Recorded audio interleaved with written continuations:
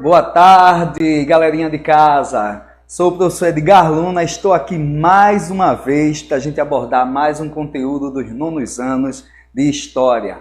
Mas, antes da gente começar, já estou me acostumando a homenagear alguém sempre no início das nossas aulas. Só que hoje a homenagem vai para você.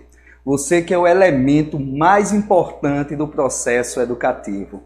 Você mesmo, aluno, você mesmo que a cada dia está conosco, seja em aula presencial e agora nas aulas remotas, mas a gente sempre trabalhando em prol de vocês. Parabéns e temos um presentinho para vocês da ETE de Criatividade Musical, uma bela homenagem para vocês. Vamos lá!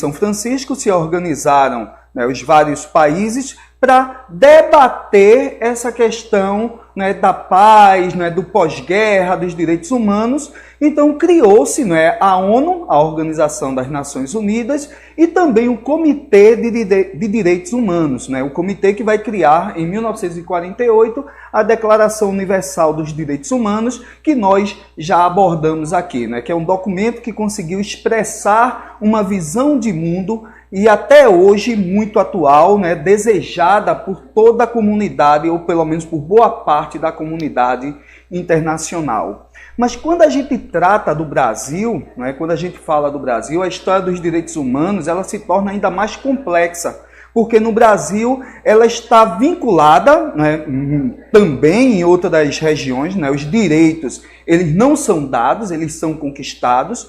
Mas como a nossa temática é o Brasil, então ela vincula-se diretamente com uma história de resistência e de luta, né, em um país que é marcado pelas desigualdades até os dias de hoje.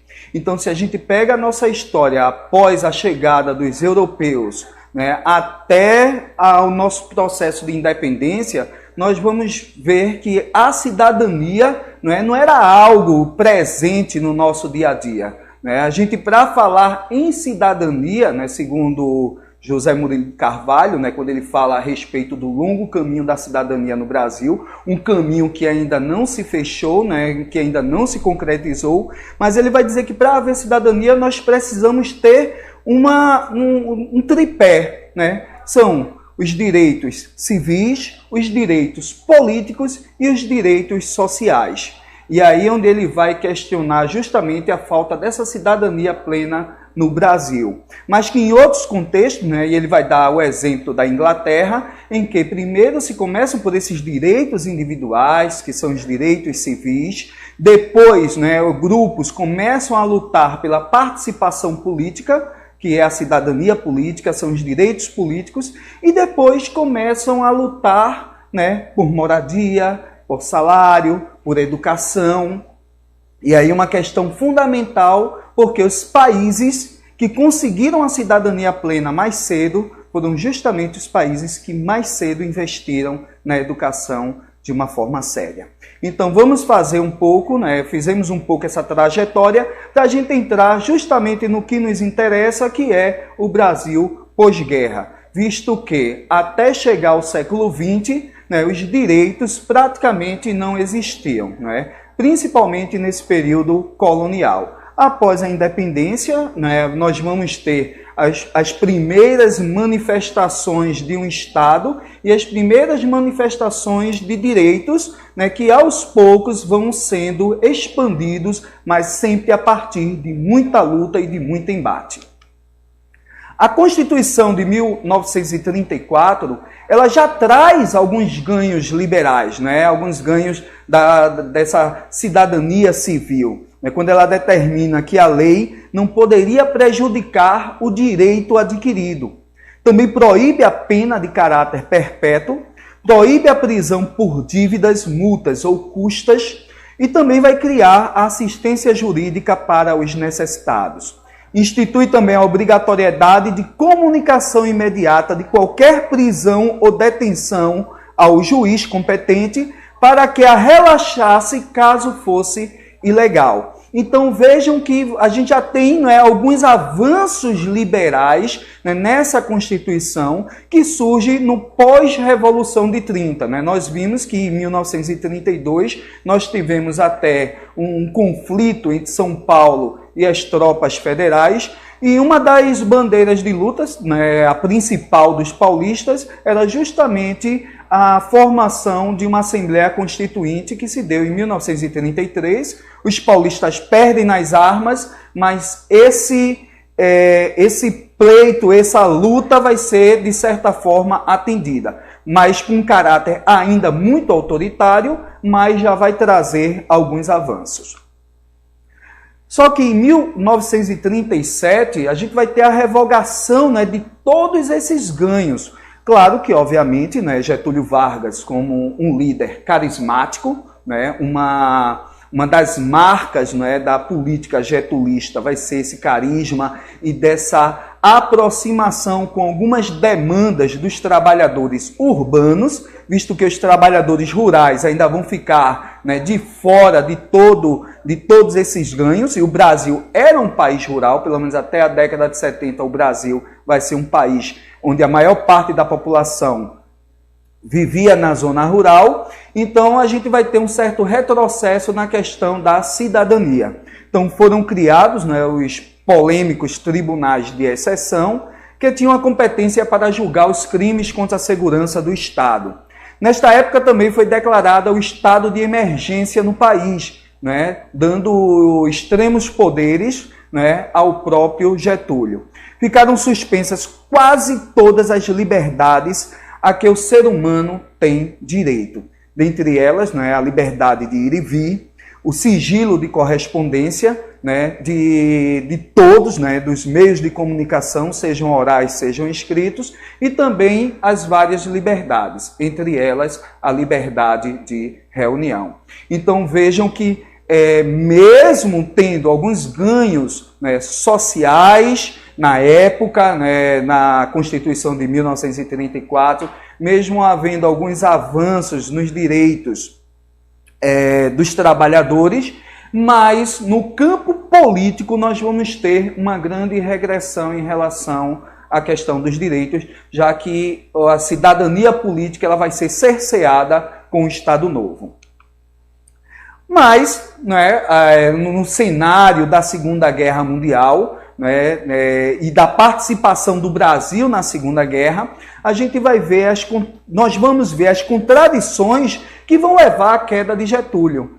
Então, o fato dele ter lutado ao lado das democracias, só isso colocou em xeque a própria política interna que ele exercia, né, de forma centralizada dentro do território nacional.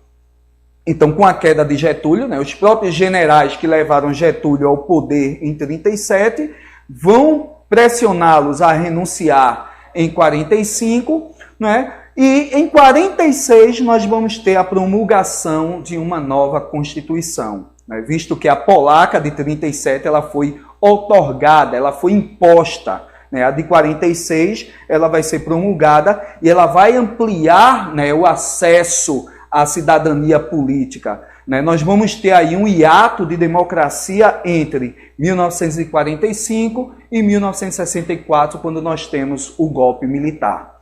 Então, o que foi que a Constituição de 1946 trouxe de uma forma geral? Então, amplia o acesso a essa democracia, mas não de maneira satisfatória, principalmente porque os analfabetos eles não tinham direito ao voto. E a maior parte do país, né, era de analfabetos. Então, a participação política ainda era mínima. Veja como a questão da educação ela é fundamental. Por quê? Porque em países, né, que a educação ela foi estimulada, principalmente a educação pública, né, de qualidade e universal, eles sempre vão estar à frente nessa questão da cidadania mais ampla que nós vamos abordar um pouco depois. Então nós vamos ter algumas discussões que vão avançar. Ainda durante o governo Vargas nós vamos ter a criação, né, de uma educação pública, mas era para atender muito mais a palavra que era o mote do momento, que era o desenvolvimento nacional. Então foi muito mais para atender a essas questões do que propriamente estar preocupado em trazer, né, uma educação de qualidade, de formação para a vida como nós entendemos hoje. Embora a escola nova na época, né, os pioneiros da educação, né, como Anísio Teixeira e outros, eles vão discutir, né, a educação de uma forma muito forte nesse momento, mas isso não vai se refletir na forma que esperavam, né, de uma forma mais presente, né, dentro da cidadania, né, e dentro da educação de qualidade que nós entendemos. Então ela continua a excluir trabalhadores rurais também, né, como eu falei a vocês, os ganhos sociais, né, os ganhos trabalhistas, eles ficaram muito restritos aos trabalhadores urbanos. Então os trabalhadores rurais eles continuam ainda, né, excluídos desse processo.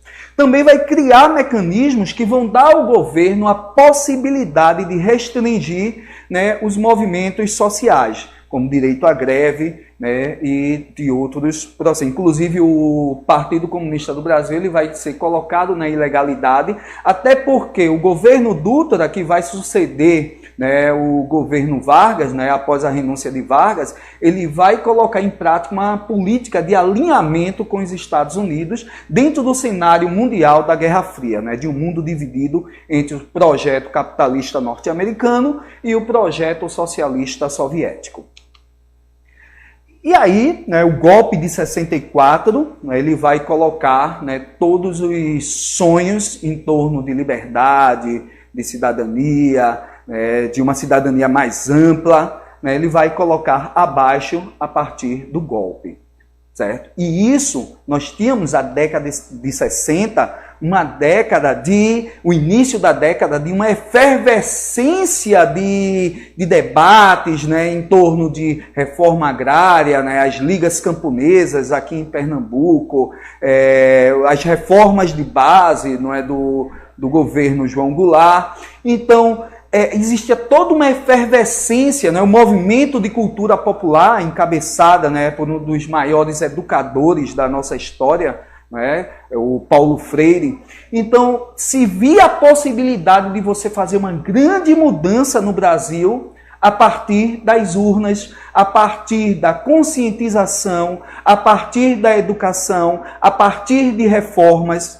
Mas tudo isso foi frustrado devido ao golpe civil-militar de 1964. Então, aquele sonho de cidadania e de liberdade vai dar lugar a mais um período ditatorial e de extrema violência.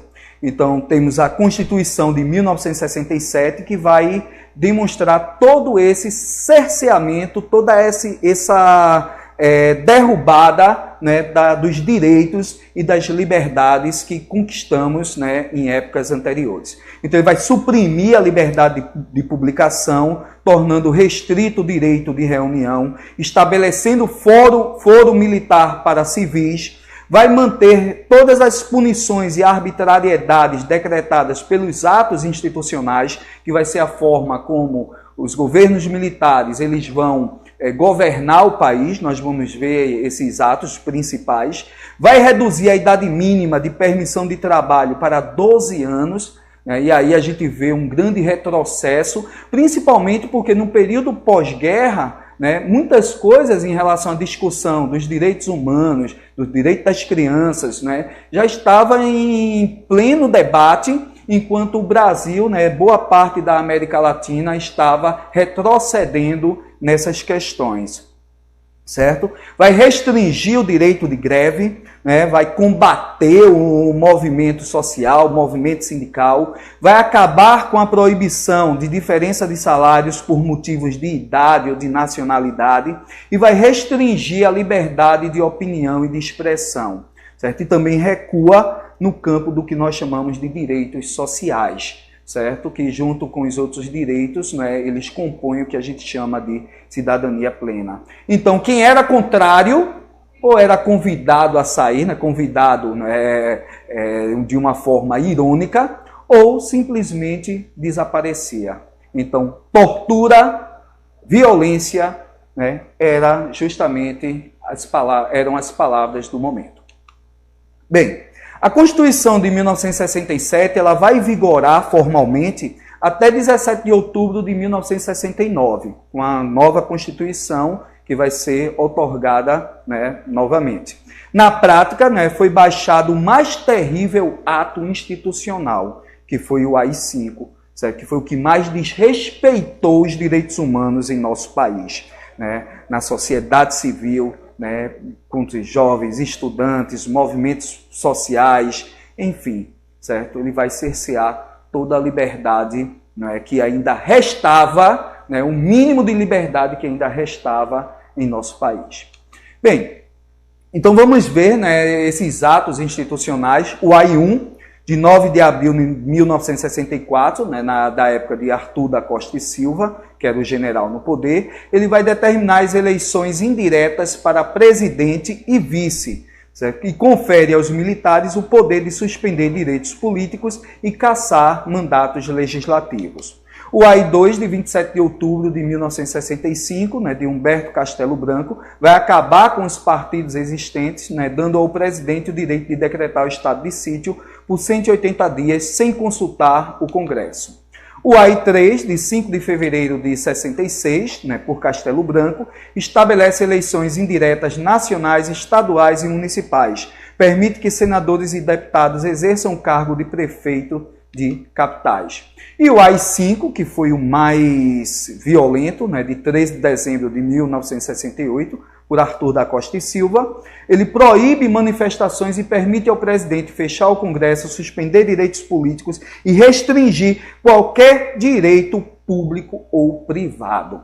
E aí começa, a partir de então, o período mais duro da ditadura militar, né, que vai ter o auge, né, com o governo Médici, certo? Um momento de maior violência contra a dignidade e contra os direitos dos brasileiros.